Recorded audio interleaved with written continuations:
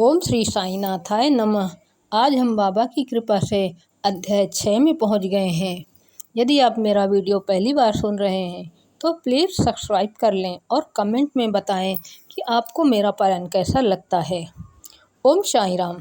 अध्याय 6 रामनवमी उत्सव, मस्जिद का जीर्णोद्वार, गुरु के कर स्पर्श की महिमा, चंदन समारोह, उर्स और रामनवमी का समन्वय। मस्जिद का जीर्णोद्वार। गुरु के कर स्पर्श के गुणों। जब सद्गुरु ही नाव के खिवैया हैं तो वे निश्चय ही कुशलता तथा सरलता पूर्वक इस भवसागर के पार उतार देंगे। सद्गुरु शब्द का उच्चारण करते ही मुझे श्री साईं की स्मृति आ रही है। ऐसा प्रतीत होता है मानो वे स्वयं मेरे सामने खड़े हैं और मेरे मस्तक पर उंगली लगा रहे हैं। देखो देखो, वे अब अपना वरद हस्त उठाकर मेरे मस्तक पर रख रहे हैं। अब मेरा हृदय आनंद से भर गया है, मेरे नेत्रों से प्रेमाश्रु बह रहे हैं। सद्गुरु के कर स्पर्श की शक्ति महान आश्चर्यजनक है। लिंग सूक्ष्म शरीर जो संसार को भस्म करने वाली अग्नि से भी नष्ट नहीं होता, वह गुरु के कर स्पर्श से पल भर में नष्ट हो जाता है। अनेक जन्मों के समस्त पाप नष्ट हो जाते हैं। ऐसे व्यक्ति जिन्हें धार्मिक और ईश्वरीय प्रसंगों में पूर्ण अरुचि है, उनके भी मन स्थिर हो जाते हैं। श्री साईं बाबा के मनोहर रूप के दर्शन कर कंठ प्रफुल्लता से रुंध जाता है, आंखों से अश्रुधारा प्रवाहित होने लगती है और जब हृदय भाव से भर जाता है तब सो अहम भाव की जागृति होकर आत्मा अनुभव के आनंद का आभास होने लगता है। मैं और तू का भेद दैत्य भाव नष्ट हो जाता है और तत्क्षण ही ब्रह्मा के साथ अभिन्नता प्राप्त हो जाती है। जब मैं धार्मिक ग्रंथों का पठन करता हूँ तो क्षण क्षण में सद्गुरु की स्मृति हो आती है। बाबा राम या कृष्ण का रूप धारण कर मेरे सामने खड़े हो जाते हैं और स्वयं अपनी जीवन कथा मुझे सुनाने लगते हैं। अर्थात जब मैं भागवत का श्रवण करता हूँ तब बाबा श्री कृष्ण का स्वरूप धारण कर लेते हैं और तब मुझे ऐसा प्रतीत होने लगता है कि वे ही भागवत या भक्तों के कल्याणार्थ उद्धव गीता सुना रहे हैं। जब कभी भी मैं किसी से वार्तालाप किया करता हूँ तो मैं बाबा की कथाओं को ध्यान में लाता हूँ, जिससे उनका उपयुक्त अर्थ समझाने में सफल हो सकूँ। तब एक शब्द या वाक्य की रचना भी नहीं कर पाता हूँ, परंतु जब वे स्वयं कृपा कर मुझसे लिखवाने लगते हैं तब फिर उसका कोई अंत नहीं होता। जब भक्तों में अहंकार की वृद्धि होने लगती है तो वे शक्ति प्रदान कर उसे अहंकार शून्य बनाकर अंतिम ध्येय की प्राप्ति करा देते हैं तथा उसे संतुष्ट कर अच्छे सुख का अधिकारी बना देते हैं। जो बाबा का नमन कर अनन्य भाव से उनकी शरण में जाता है, उसे फिर कोई साधना करने की आवश्यकता नहीं है। धर्म, अर्थ, काम और मोक्ष उसे सहज ही प्राप्त हो जाते हैं। ईश्वर के पास पहुँचने के 4 मार्ग हैं: कर्म, ज्ञान, योग और भक्ति। इन सब में भक्ति मार्ग अधिक कंटकाकीर्ण, गड्ढों और खाइयों से परिपूर्ण है। यदि सद्गुरु पर विश्वास कर गड्ढों और खाइयों से बचते हुए पदानुक्रमण करते हुए सीधे अग्रसर होते जाओगे तो तुम अपने ध्येय अर्थात ईश्वर तक आसानी से पहुंच जाओगे। श्री साईं बाबा ने निश्चयात्मक स्वर में कहा है कि स्वयं ब्रह्मा और उनकी विश्व को उत्पत्ति, रक्षण और लय करने आदि की भिन्न भिन्न शक्तियों के पृथकत्व में भी एकत्व है। इसे ही ग्रंथकारों ने दर्शाया है।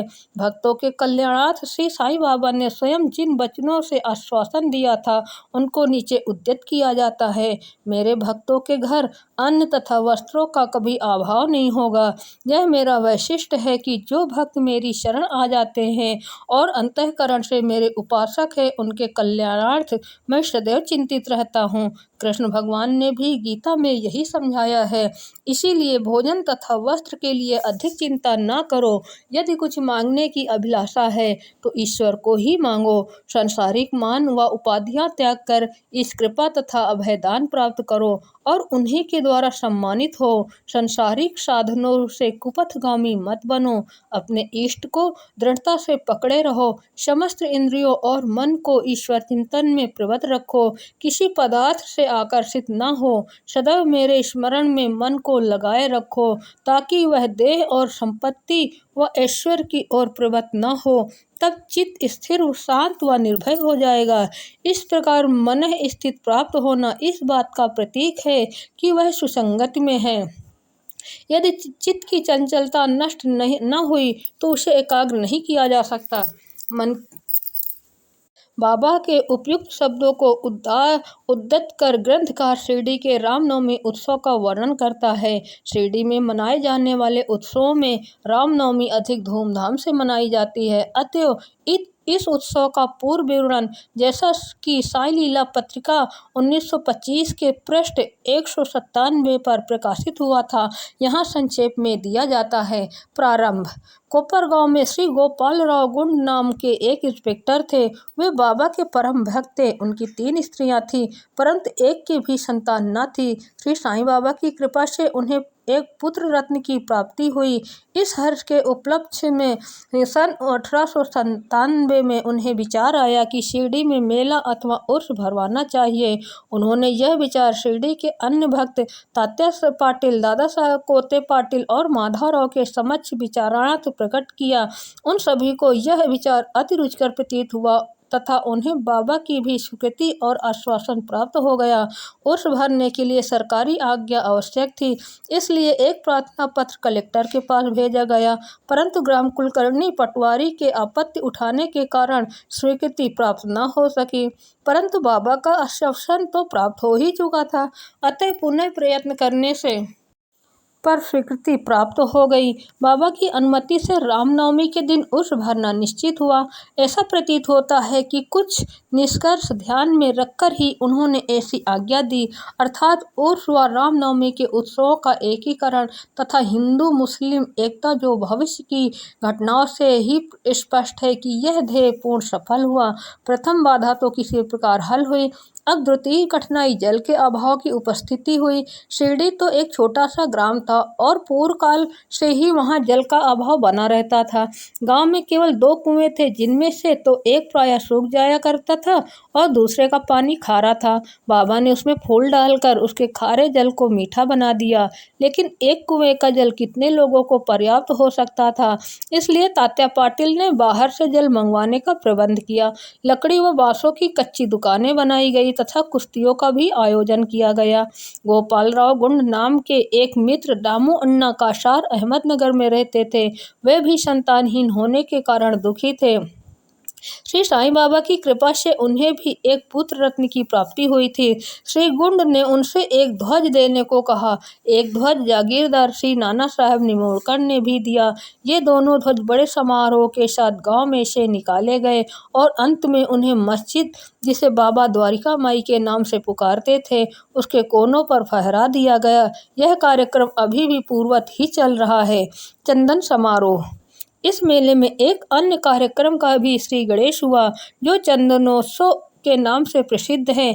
ये कोरहल के एक मुस्लिम भक्त श्री अमीर शक्कर दलाल की मस्तिष्क की सूझ थी। प्रायः इस प्रकार का उत्सव सिद्ध मुस्लिम संतों के सम्मान में किया जाता है। बहुत सा चंदन घिसकर और बहुत सी चंदन धूप थालियों में भरी जाती है तथा लोबान जलाते हैं और अंत में उन्हें मस्जिद में पहुंचाकर जुलूस समाप्त हो जाता है। थालियों का चंदन और धूप नीम पर और मस्जिद की दीवारों पर डाल दिया जाता है। इस उत्सव का प्रबंध प्रथम 3 वर्षों तक अमीर शक्कर ने किया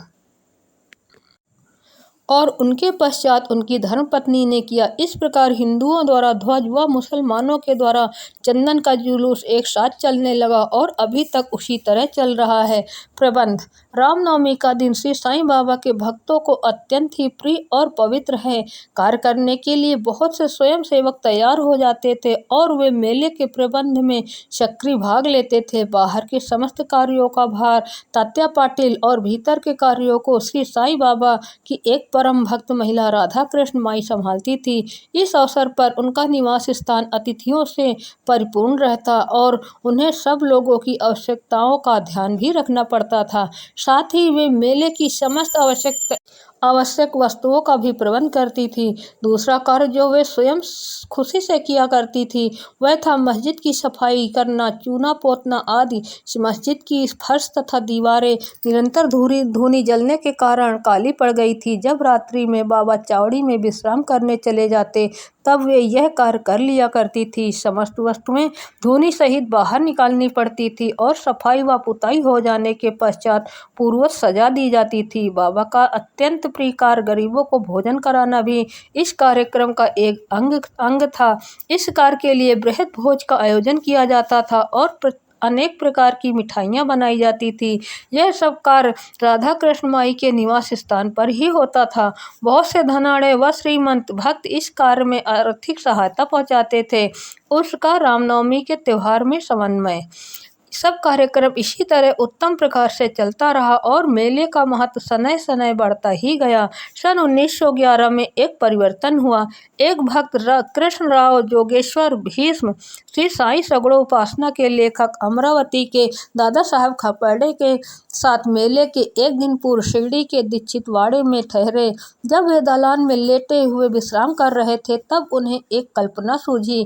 इसी समय जब लक्ष्मण राव उपनाम काका महाजनी पूजन सामग्री लेकर मस्जिद की ओर जा रहे थे, उन दोनों में विचार विनिमय होने लगा और उन्होंने सोचा कि शिरडी में उर्स व मेला ठीक रामनवमी के दिन ही भरता है। इसमें अवश्य ही कोई गूढ़ रहस्य निहित है।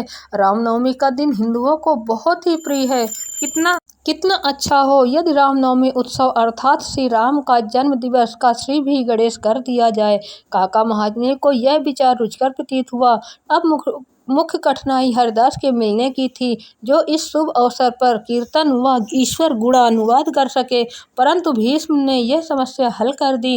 उन्होंने कहा कि मेरा स्वरचित रामाख्यान जिसमें राम जन्म का वर्णन है तैयार हो चुका है, मैं उसका ही कीर्तन करूंगा और तुम हारमोनियम पर साथ करना।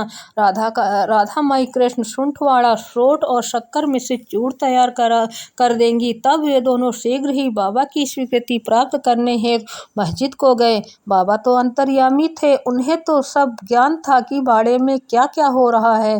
बाबा ने महाजनी से प्रश्न किया कि वहाँ क्या चल रहा था।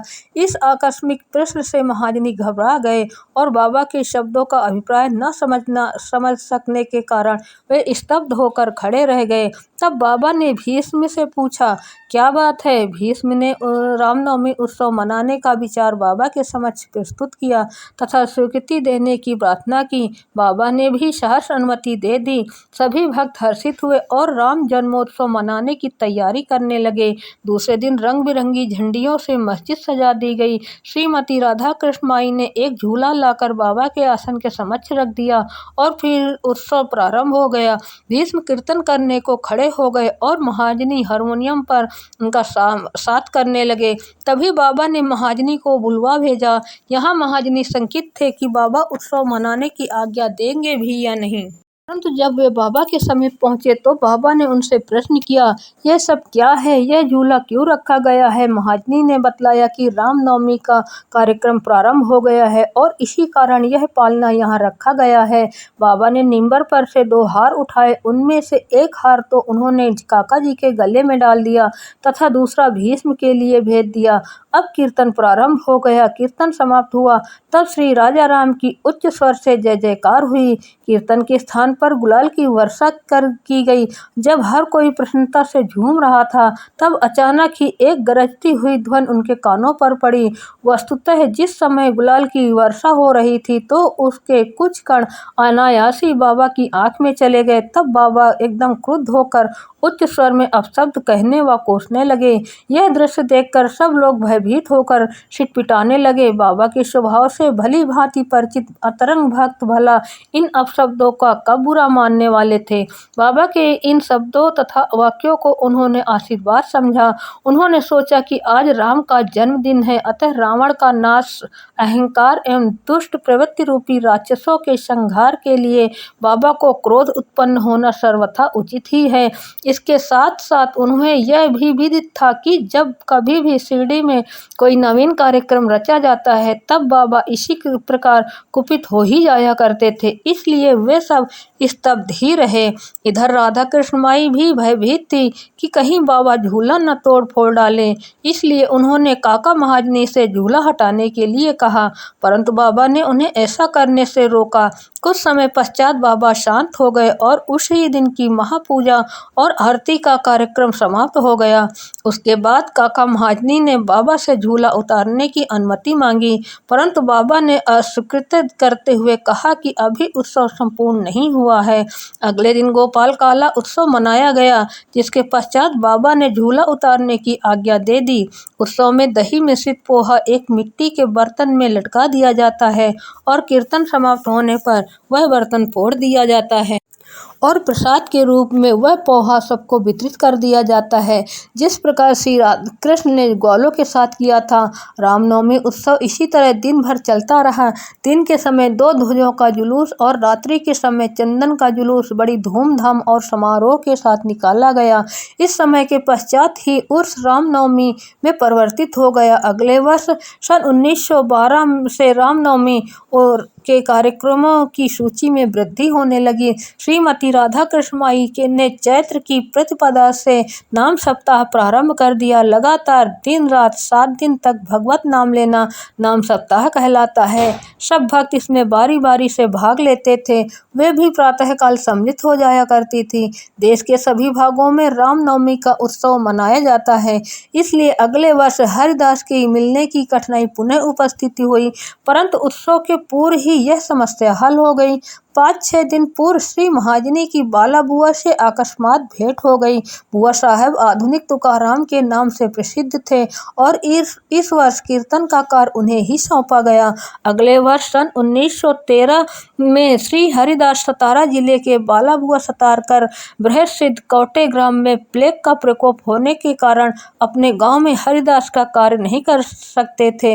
इस वर्ष वे शिरडी में आए। काका साहब दीक्षित ने उनके कीर्तन के लिए बाबा से अनुमति प्राप्त की। बाबा ने भी उन्हें यथेष्ट पुरस्कार दिया। सन 1914 से हरिदास की कठिनाई बाबा ने सदैव के लिए हल कर दी। उन्होंने यह कार्य स्थायी रूप से दासगढ़ू महाराज को सौंप दिया। तब से वे इस कार्य को उत्तम रीति व सफलता और विद्वता पूर्वक पूर्ण लगन से निभाते रहे। सन 1912 से उत्सव के अवसर पर लोगों की संख्या में उत्तरोत्तर वृद्धि होने लगी। चैत्र शुक्ल अष्टमी से द्वादशी तक शिरडी में लोगों की संख्या में इतनी अधिक वृद्धि हो जाया करती थी मानो मधुमक्खी का छत्ता ही लगा हो। दुकानों की संख्या में वृद्धि हो गई। प्रसिद्ध पहलवानों की कुश्तियां होने लगी। गरीबों को बृहद स्तर पर भोजन कराया जाने लगा। राधा कृष्ण माई के घोर परिश्रम के फलस्वरूप शिरडी को संस्थान का रूप मिला। संपत्ति भी दिन प्रतिदिन बढ़ने लगी। एक सुंदर घोड़ा, पालकी, रथ और चांदी की अन्य वस्तुएं, बर्तन, पात्र, शीशे इत्यादि भक्तों ने उपहार में भेंट किए। उत्सव के अवसर पर हाथी भी बुलाया जाता था। यद्यपि संपत्ति बहुत बढ़ी, परंतु बाबा उन सबसे सदा निरपेक्ष ही रहते थे। वे सदैव उसे उपेक्षा की दृष्टि से देखते और सदैव की भांति ही साधारण वेशभूषा धारण करते थे। यह ध्यान देने योग्य है कि जुलूस तथा उत्सव में हिंदू और मुसलमान दोनों ही साथ साथ कार्य करते थे, परंतु आज तक न उनमें कोई विवाद हुआ और न कोई मतभेद ही। पहले तो लोगों की संख्या 5000 से 7000 के लगभग होती थी, परंतु किसी वर्ष तो यह संख्या 75,000 तक पहुंच जाती थी। फिर भी न कभी कोई बीमारी फैली और न ही कोई दंगा हुआ। मस्जिद का जीर्णोद्धार। जिस प्रकार उर्स या मेला लगाने के लिए का विचार प्रथमतः गोपालगुंड को आया था, उसी प्रकार मस्जिद के जीर्णोद्धार का विचार भी प्रथमतः उन्हें ही आया। उन्होंने इस कार्य के निमित्त पत्थर एकत्रित कर उन्हें वर्गाकार करवाया, परंतु इस कार्य का श्रेय उन्हें प्राप्त नहीं होना था। यह सुवस्तु नाना साहब चंदोरकर के लिए ही सुरक्षित था और फर्श का कार्य काका साहब दीक्षित के लिए। प्रारंभ में बाबा ने इन कार्यों के लिए स्वीकृति न दी, परंतु स्थानीय भक्त महालसापति के आग्रह करने से बाबा की स्वीकृति प्राप्त हो गई और एक रात में ही मस्जिद का पूरा फर्श बन गया। अभी तक बाबा एक टाट के टुकड़े पर ही बैठते थे। अब उस टाट के टुकड़े को वहां से हटाकर उसके स्थान पर एक छोटी सी गादी बिछा दी गई। सन 1911 में सभा मंडप भी घोर परिश्रम के उपरांत ठीक हो गया। मस्जिद का आंगन बहुत छोटा तथा असुविधाजनक था। काका साहब दीक्षित आंगन को बढ़ाकर उसके ऊपर छप्पर बनवाना चाहते थे। यथेष्ट द्रव्य राशि व्यय कर उन्होंने लोहे के खंभे, बल्लियां व कैंचियां मोल ली और कार्य भी प्रारंभ हो गया। दिन रात परिश्रम कर भक्तों ने लोहे के खंभे जमीन में गाड़े। जब दूसरे दिन बाबा चावड़ी से लौटे, उन्होंने उन खंभों को उखाड़कर फेंक दिया और अति क्रोधित हो गए। वे एक हाथ से खंभा पकड़कर उसे उखाड़ने लगे और दूसरे हाथ से उन्होंने तात्या का साफा उतार लिया और उसमें आग लगाकर गड्ढे में फेंक दिया। बाबा के नेत्र जलते हुए अंगारे के सदृश लाल हो गए। किसी को भी उनकी ओर आंख उठाकर देखने का साहस नहीं होता था। सभी बुरी तरह भयभीत होकर विचलित होने लगे कि अब क्या होगा। भागोजी सिंधे बाबा के एक कोढ़ी भक्त कुछ साहस कर आगे बढ़े, पर बाबा ने उन्हें धक्का देकर पीछे ढकेल दिया। माधवराव की भी वही गति हुई। बाबा उनके ऊपर ईंट के ढेले फेंकने लगे। जो भी उन्हें शांत करने गया, उसकी वही दशा हुई। कुछ समय के पश्चात क्रोध शांत होने पर बाबा ने एक दुकानदार को बुलाया और एक जरीदार साफा खरीद कर अपने हाथों से उसे तात्या के सिर पर बांधने लगे, जैसे उन्हें विशेष सम्मान दिया गया हो। यह विचित्र व्यवहार देखकर भक्तों को आश्चर्य हुआ। वे समझ नहीं पा रहे थे कि किस अज्ञात कारण से बाबा इतने क्रोधित हुए। उन्होंने तात्या को क्यों पीटा और तत्क्षण ही उनका क्रोध क्यों शांत हो गया। बाबा कभी कभी अति गंभीर तथा शांत मुद्रा में रहते थे और बड़े प्रेम पूर्वक वार्तालाप किया करते थे, परंतु अनायास ही बिना किसी गोचर कारण के वे क्रोधित हो जाया करते थे। ऐसी घटनाएं देखने में आ चुकी हैं, परंतु मैं इसका निर्णय नहीं कर सकता कि उनमें से कौन सी लिखूं और कौन सी छोड़ूं। अतः जिस क्रम से वे याद आती जाएंगी, उसी प्रकार उनका वर्णन किया जाएगा। अगले अध्याय में बाबा यमन है या हिंदू, इसका विवेचन किया जाएगा तथा योग, साधन, शक्ति और विषयों पर भी विचार किया जाएगा। श्री सद्गुरु साईनाथार्पणमस्तु। शुभम भवतु। सप्ताह परायण प्रथम विश्राम। ओम श्री साई असहकार शिरडी निवासने नमः। बोलो अनंत कोट ब्रह्मांड नायक राजाधिराज योगीराज पर ब्रह्मा श्री सच्चिदानंद सद्गुरु साईनाथ महाराज की जय।